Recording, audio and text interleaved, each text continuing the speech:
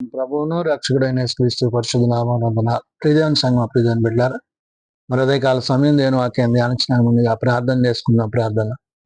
కృపగల తండ్రి, దయగల మహేశ్వరుని బంగారు పాదాలకు లెక్కలేని వందనాలు, స్తుతులు, స్తోత్రములు. గతించిన రాత్రి అంతా నీ రెక్కల చాటును కాచి కాపాడి సంరక్షించిన దేవా, మరి ఉదయకాల సమయం సజీవ లెక్కను చేసి ప్రార్థించుండగా వాక్యమైన దేవుడు వాక్యం ద్వారా నాతో మాతో మాట్లాడి మీరే మహిమాగంతా ప్రభావాలు పొందమని యేసునామమున అడుగుతున్నాం తండ్రి. ఆమేన్. ప్రియదేవుని సంఘం ప్రియదేవుని బిడ్డల నేటిదినకు ఏర్పాటు చేయని వాక్య భాగము అపోస్తలుడైన పౌలు తెస్సలోనికీయులకు రాసిన మొదటి పత్రిక 2వ అధ్యాయము 1-5 వచనాలు ధ్యానం చేసుకుందాం. అపోస్తలుడైన పౌలు తెస్సలోనికీయులకు రాసిన మొదటి పత్రిక 2వ అధ్యాయము 1-5 వచనంలో ఈ విధంగా రాయబడినవి. సహోదరులారా, మీ యొద్ద మా ప్రవేశము వ్యర్థము కాలేదు గాని మీరు ఎరిగినట్టే మేము ఫిలిప్పులో ముందు శ్రమపడి అవమానము పొంది ఎంతో పోరాటముతో దేవుని సువార్తను మీకు బోధించుటకై మన దేవుని యందు ధైర్యము తెచ్చుకొంటిమని మీకు తెలియను. పౌలు తెస్సలోనిక సంఘానికి పత్రిక రాస్తూ వారు ధైర్యము కలిగి విశ్వాసము కలిగి ప్రభు యొక్క పనిలో అపోస్తలత్వంలో ప్రత్యేకింపబడిన పరిచారకులుగా మరి ఈ పరిచర్యలో తాము దేనినైతే కలిగి ఉన్నారో, వారు దేని యందు విశ్వాసములో కొనసాగుతున్నారో, ప్రభువుని ఆధారం చేసుకుని ప్రభు యొక్క సంరక్షణలో వారు చేసిన యొక్క పరిచర్య అంతటిని ఆనాడు తెస్సలోనిక సంఘానికి పౌలు గుర్తు చేస్తున్నాడు. అంటే పత్రిక యొక్క ఉద్దేశము ప్రభువులో వారు ఏ విధంగా ముందుకి కొనసాగారో, ఆ కొనసాగింపులో వారికి ఎదురైన కష్టాలు, శ్రమలు వాటన్నిటినీ జ్ఞాపకం చేసుకుంటూ అది దేవుని ఉద్దేశములో, దేవుని పనిలో దానిని వారు చేయడానికి అట్టి శ్రమలలో కూడా దేవుడు వారికి సహాయుడైనాడనే సాక్ష్యాన్ని అక్కడ చెప్తున్నారు. అందుకనే పరిచర్యలో పౌలు యొక్క ప్రవర్తన అనే అంశాన్ని మనం చూడాలి ఇక్కడ. అంటే దేవుని పట్ల ఎటువంటి ప్రవర్తన కలిగిన వాడై ఉన్నాడో ఆ ప్రవర్తనకు దేవునితో తనకున్న సంబంధము, ఒకప్పుడు హింసకుడు, హానికుడు, దూషకుడై ప్రవర్తించిన తాను పూర్తి విధేయత కలిగి దేవుని మాట యందు, దేవుని వాక్యమందు మరి ఆనాడు ఈ పత్రికలో ప్రజలకు, విశ్వాసులకు, సంఘాలకు తాను రాయటం జరిగింది. తోటి పరిచారకులను కూడా అక్కడ తాను చేర్చుకున్నాడు, సిల్వానిని, తిమోతిని. అయితే ఇక్కడ ఈ 2వ అధ్యాయంలో అంటున్నాడు, సహోదరులారా, మీ యొద్ద మా ప్రవేశము వ్యర్థము కాలేదు గాని అంటున్నాడు. అంటే ఏంటి? తెస్సలోనికలో ఉండే సంఘము, అక్కడ ఉండే ప్రజలు, అక్కడ ఉండే వ్యక్తులు వారి యొక్క విశ్వాసానికి వీరు ఏ విధంగా ముందుకి నడిపించగలిగారో, బయలుగలపరిచారో, వాక్యము చేత వారిని స్థిరపరచగలుగుతున్నారో, ఇవన్నీ కూడా వారు గతాన్ని గుర్తు చేసుకుంటున్నారు. గతాన్ని గుర్తు చేసుకుంటూ గతములో తాము ఏ విధమైన పరిస్థితులు ఎదుర్కొన్నారో చెప్తా అంటున్నాడు. మీరు ఎరిగినట్లే మేము ఫిలిప్పీలో ముందు శ్రమపడి అవమానము పొంది అంటున్నాడు. అంటే ఫిలిప్పీ సంఘంలో అక్కడ పరిచర్యలో వారికి ఎదురైన కష్టాలు, శ్రమలు ఇవన్నీ గుర్తు చేసుకుంటున్నాడు. అంటే ఏంటి? అవేమీ మర్చిపోలేదు. అలాంటి పరిస్థితుల్లో కూడా దేవుడు మాకు సహాయుడై ఉండి ఆయన మమ్మలను సంరక్షించి ఈ విధంగా మీ వద్దకు నడిపించాలనే విషయాన్ని పౌలు ఇక్కడ గుర్తు చేస్తున్నాడు. మీరు ఎరిగినట్టే మేము ఫిలిప్పులో ముందు శ్రమపడి అవమానము పొంది ఎంతో పోరాటముతో దేవుని సువార్త మీకు బోధించుటకై అంటున్నాడు. అంటే ఏంటి? ఆ కష్టాలు, ఆ శ్రమలు ఇవన్నీ కూడా దేవుని యొక్క చిత్తములో మేము అనుభవించుటకు, మేము కలిగినటకు దేవుని చిత్తమైనది అంటున్నాడు. అంటే ఆ శ్రమలను చూసి వెనుకడుగు వేయలేదు, ఆ కష్టాలను చూసి వెనుదిరగకుండా ప్రభు యొక్క పరిచర్యలో మరి అపోస్తలత్వంలో వారి పాత్ర ఏమైనదో పౌలు ఇక్కడ గుర్తు చేశాడు. ఎంతో పోరాటంతో దేవుని సువార్తను మీకు బోధించుటకై మన దేవుని యందు ధైర్యము తెచ్చుకొంటిమని మీకు తెలియను అంటున్నాడు. అంటే ఒక వ్యక్తి తన వ్యక్తిగత జీవితంలో దేవునితో కొనసాగుతున్నప్పుడు తను ఎదుర్కొన్న కష్టాలు, శ్రమలు, ఆత్మీయతలో శారీరకంగా వారు ఇతరుల చేత హింసబడిన విధానం ఏదైతే ఉందో ఇవన్నీ కూడా మానాడు పౌలు తన పత్రిక ద్వారా తెలియజేయడంలో ఉద్దేశం ఏంటంటే శ్రమలు వచ్చినా కష్టాలు వచ్చినా దేవుని యొక్క ఉద్దేశంలో మీరు వెనుదిరగక ధైర్యం కలిగి ఉండండి. ఎలాగైతే ఈరోజు మీ మధ్య ధైర్యంగా ఉన్నామో మీరు కూడా శ్రమ వచ్చినప్పుడు దాని విషయంలో వెనుదిరగక మీరు ప్రభువులో అట్టి రీతిగా ఉండాలి అనే విషయాన్ని పౌలు గుర్తు చేశాడు. అందుకే అంటున్నాడు, ఏలయనగా మా బోధ కపటమైనది కాదు, అపవిత్రమైనది కాదు, మోసయుక్తమైనది కాదు అంటున్నాడు. అంటే ఏంటి? వీళ్ళు బోధిస్తున్న బోధ, వీళ్ళు చెప్తున్న మాటలు పరిశుద్ధాత్మ దేవుడు వారి యందు నిలిచి వారితో ఈ మాటలు పలికించాడు. అంటే తమ స్వశక్తి చేత, ఆలోచన చేత, జ్ఞానము చేత ఏవో 4 మాటలు చెప్పడం కాదు, కానీ ఇక్కడ పరిశుద్ధాత్మ దేవుడు పలికించిన మాట ఏలయనగా మా బోధ కపటమైనది కాదు అంటాడు. అంటే ఉన్నది ఉన్నట్టుగా వారి జీవితాల్లో దేవుడు చేసిన కార్యాలను గుర్తు చేసుకుంటూ వాటన్నిటినీ ఆధారం చేసుకుని ఈ పత్రికను పౌలు రాస్తూ అంటున్నాడు. అపవిత్రమైనది కాదు అంటున్నాడు. అంటే ఏంటంటే పవిత్రమైనది, వాక్యానుసారమైనది, విశ్వాస సంబంధమైనది, మంచి పోరాటంతో కొనసాగేది.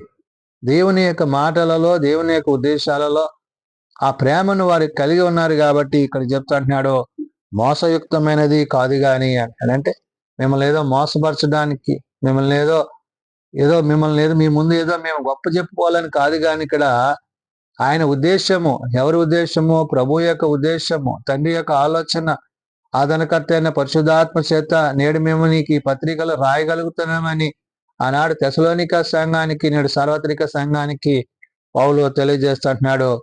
సువార్తను మాకు అప్పగించుటకై యోగ్యులమని దేవుని వలన ఎంచబడిన వారమై అంటున్నాడు. అంటే మేము ఈ పని చేయడానికి యోగ్యులమని దేవుడు తలంచాడు కాబట్టి ఆయనే మమ్మల్ని ఇక్కడ నియమించాడు. అంటే ఏంటి?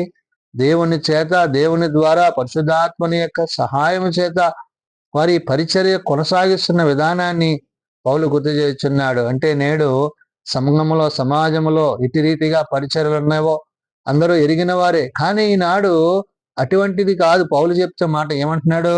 సువార్త మాకు అప్పగించుటకు యోగ్యులమని దేవుని వలన ఎంచబడిన వారమై మనుష్యులను సంతోషపెట్టు వారము కాక మన హృదయములను పరీక్షించు దేవునినే సంతోషపెట్టు వారమై బోధించుతున్నాము అంటాడు. అంటే లోకం వైపు, మనుషుల వైపు ఆకర్షించుకుంటూ వారిని సంతోషపెట్టేది కాదు, ఇది మనల్ని నిత్య జీవానికి నడిపించేది.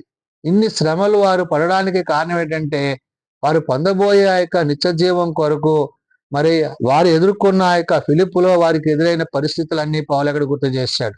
ఇది దేవుని బిడ్డలారా, శ్రమలు వచ్చినప్పుడు వెనుదిరగక దేవుడి సహాయము కోరి ముందుకు కొనసాగినప్పుడు ఒకవేళ అది ఎలాంటి పరిస్థితి అయినప్పటికీ దేవుడు సంరక్షించి వారిని తన ఆత్మచేత నింపుననే విషయాన్ని పౌలు ఆనాడు తెసలోనిక సంఘానికి, నేడు సార్వత్రిక సంఘానికి చెప్తున్నాడు.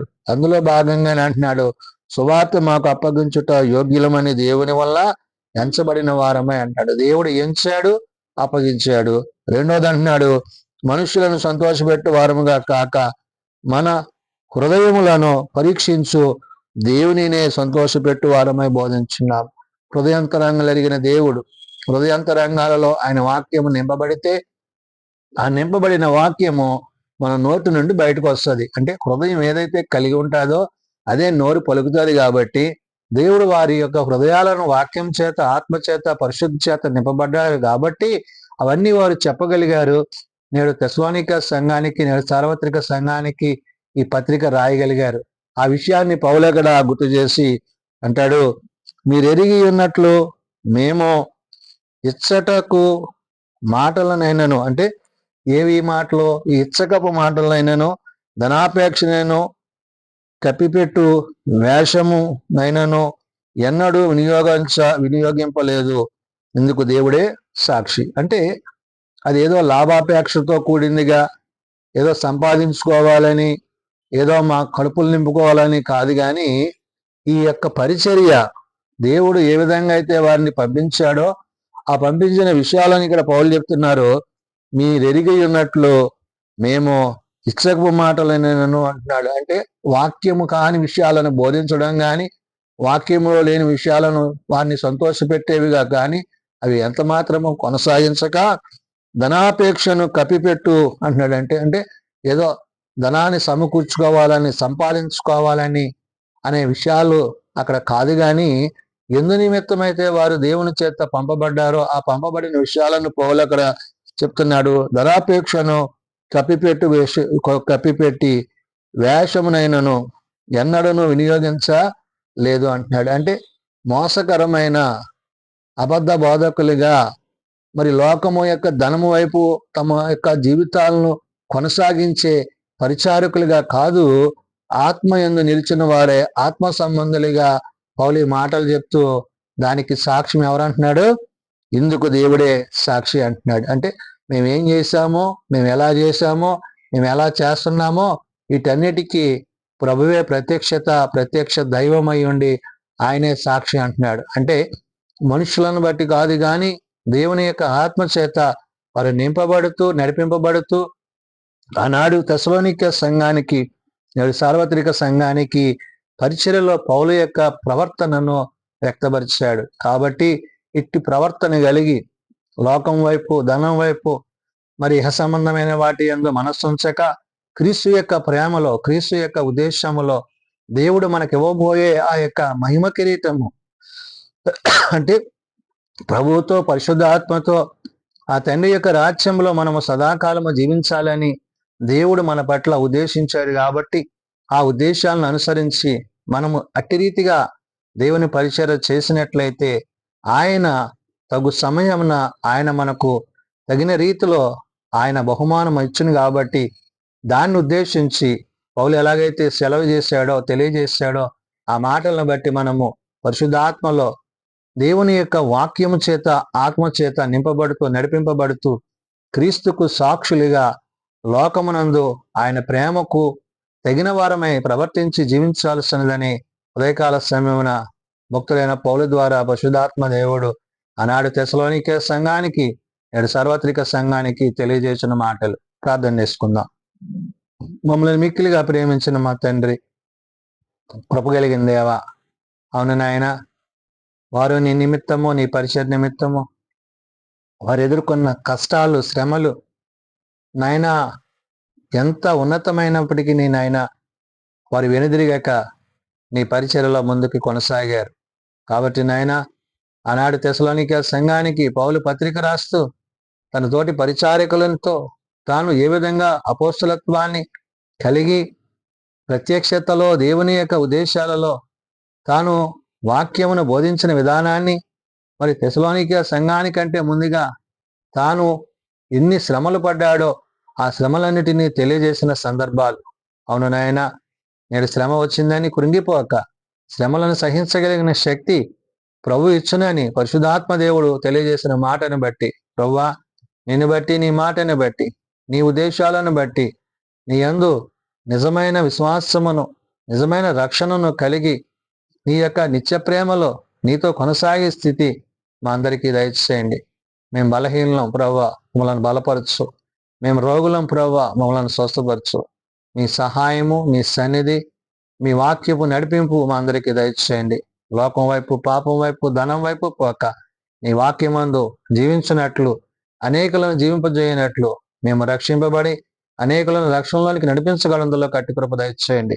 ఎవరైతే ఇంకా నేను ఎరుగక తెలియక తమ హృదయాలు కఠినపరుచుకుంటున్నారో అటు వారి హృదయాలను తెరువజేసి మారు మనసు, పాపక్షమాపణ దయచేయమని హృదయంతరంగా ఎరిగిన దేవుడవు కాబట్టి నాయన మా హృదయంలో నీ వాక్యము చేత నింపబడి మీ అందు జీవించుటకు అట్టి స్థితి మాకు దయచేయమని, ఎవరైతే ఇంకనో ప్రభువా తమ హృదయాలు కఠినపరుచుకుంటున్నారో అటు హృదయాలతో మీరు వాక్యం ద్వారా మాట్లాడి మారు మనసు, పాపక్షమాపణ అనుగ్రహించి మీ కృప చేత నింపమని ప్రార్థన చేయొచ్చు. ఈయన పరిచర్యలో, సేవలో మీ సన్నిధి మాపై నుంచుమని, మహిమ, ఘనత, ప్రభావాలు మీరు మాత్రమే పొందుకొనమని, మీరు ఆఖడికే మమ్మల్ని సిద్ధపరచుమని యేసునామం అడుగుచున్నాం తండ్రి, ఆమేన్. పరలోకమందున్న మా తండ్రి, నీ నామం పరిశుద్ధపరచబడుగాక, నీ రాజ్యం వచ్చుగాక, నీ చిత్తం పరలోకమందు నెరవేర్చినట్లు భూమి మీద నెరవేరుగాక. మా అనుదినాన్ని మాకు దయచేయము. మళ్ళీ అపరాధం చేసిన వారిని మేము క్షమించిన ప్రకారం మా అపరాధములను క్షమించము. శోధనలో తేకాదులను తప్పించుము. రాజ్యము, శక్తి, మహిమ నిరంతరము నీవే ఎన్నో తండ్రి. ఆమెన్. మన పరమతైన దేవుని ప్రేమ, ప్రభు అయిన యేసుక్రీస్తు కృప, ఆదరణకర్త అయిన పరిశుద్ధాత్మ నిత్య సహాయము సదా తోడయండి సంరక్షించునుగాక. ఆమెన్.